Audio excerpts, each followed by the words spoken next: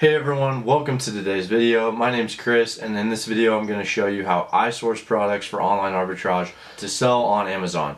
In this video I'm going to show you exactly how I do that. I'm going to also give you a couple of example products on what to source, what not to source, and then also every single video from here on out, whether it's online arbitrage related or not, I will be giving away a spreadsheet of 20 different products to someone in the comments section below that will have products ready to source on Amazon. This sheet will include ROI, rank, ASIN, where to buy the products, pretty much everything you need to know. The reason why I'm giving you so many is because this spreadsheet may include some brands or just categories that you're gated in, maybe some slower moving items, so that way there will be one or two items on here for you guys that will move quickly, that are going to be good for you to sell, and that way I can give back to you guys and you can still make money, several $100s depending on how many you buy.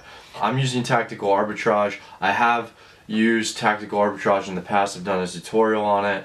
I'm not going to do a tutorial on that today. I'm really just focused on the settings, the back-end filters that I use that help me find items. I get questions all the time like, Kris, I'm using tactical arbitrage, but it seems like everything's out of stock, or there really isn't anything good on there. And this is how I feel like will really help you out. So let's go ahead, hop in the computer, and I'm going to show you how I go ahead and do that. Okay, so I went ahead in settings on tactical arbitrage. I went to search filters, and what I'm going to do is I'm going to scroll all the way down here and click set values. Okay, now here's my strategy with set values. Any 7 or 8 figure seller I've talked to, they really want to move items. So they may take an item that only has a 40% ROI but has a quicker rank than something that has 130% ROI with a slower rank. And the reason is because cash is the blood of your business, and even if an item has 250% ROI, if it's slow moving, only 10 sales a month, then that's not going to be very beneficial for your business. So these filters that I have in here, my goal per item is at least 80 to 100 sales per month, and obviously the more the better. And the reason, like I said, another reason is because if a particular product does become saturated, there's already a really high demand there, and that way you're not going to get stuck with inventory. So maybe make a small order of like 10 to 20 units, and if it keeps going well, then keep reordering. I'll give you an example. I had this particular product from Kohl's, and it was doing very well, so I kept reordering. I think one time I ordered 150 units, and I was selling 6 to 8 a day with an ROI of like 150%.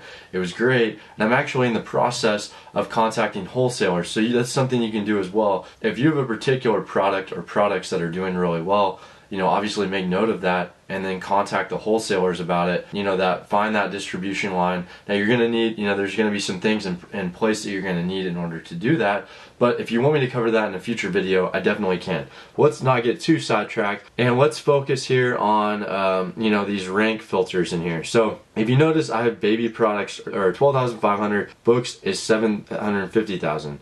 Now the smaller the category, the smaller the rank you're going to need. And what I do here is I go to the Jungle Scout estimator, which is 100% free, and I just start plugging in, random numbers. So let's go ahead and plug in 12,500 for baby and see what comes up. Okay, so 90 units per month. So that's not bad. And books is larger, so it may take 20 or 30 minutes to fill these out, but let's go ahead and go to books, 750,000, and it should be right around 100. Okay, so 122. I can probably increase that a little bit, but you get the gist of it. So just any category that you're sourcing a lot for, just start plugging in numbers. Now some of these categories are really small, like video games is only 5,000, but that's kind of what I do. So like pet supplies, 25,000. And I may adjust these from time to time. This is how I have it right now. And I just use a BSR estimator. This one's free. There's a lot more than just Jungle Scouts, but that's the one I use.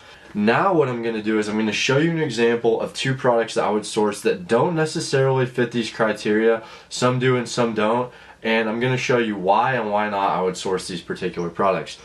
Okay, so the first one I'm going to give you is this SodaStream Fruit Drop Lime. Now, this is a grocery category, and I get messages from people all the time saying, I'm not ungated in grocery, I just recommend biting the bullet and get it in grocery, and that goes for really any brand that you come across a lot. Like, for example, I was encountering Microsoft, Hasbro, and Disney a lot, and got to the point where I just was like, maybe I should gate it in these things because I was encountering them all the time. Same with grocery. If you're not ungated in grocery, you need to be. It's 2018. Do yourself a favor.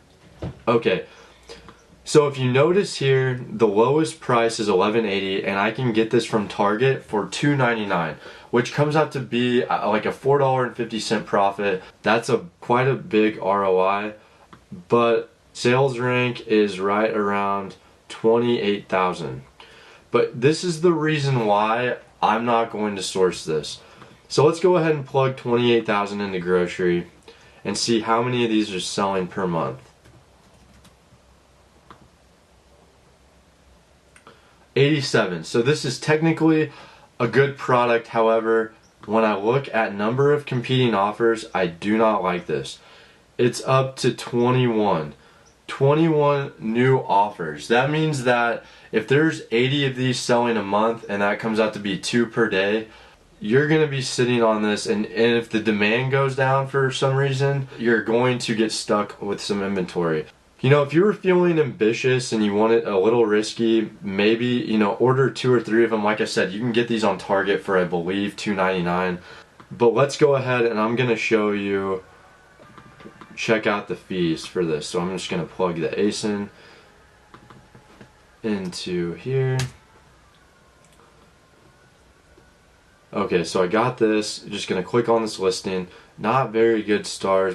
So I use this little Amazon FBA calculator up here that helps me. Okay, so they're saying, wow, 150 of these a month.